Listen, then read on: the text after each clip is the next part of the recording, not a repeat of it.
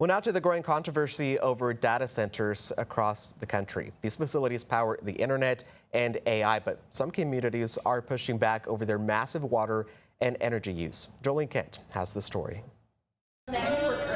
Nationwide, there's a growing backlash to data centers, those sprawling warehouse-like buildings housing computers and servers that power AI and the internet. And now some government leaders say they're taking action. Today, I'm stepping up to establish clear guardrails for data centers in New Jersey. In New Jersey on Wednesday, Governor Mikey Sherrill introduced a new plan that would require data centers to, quote, pay their own way, to contract directly with power generators and shell out for their own grid upgrades. In Pennsylvania, Governor Josh Shapiro announced similar new standards. Meantime, last week, New York Congresswoman Alexandria Ocasio-Cortez called out water quality problems in Georgia.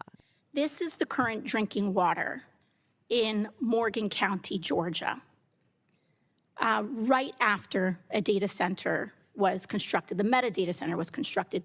Meta says in part that an independent study found that our data center operations and construction had no impact on the resident.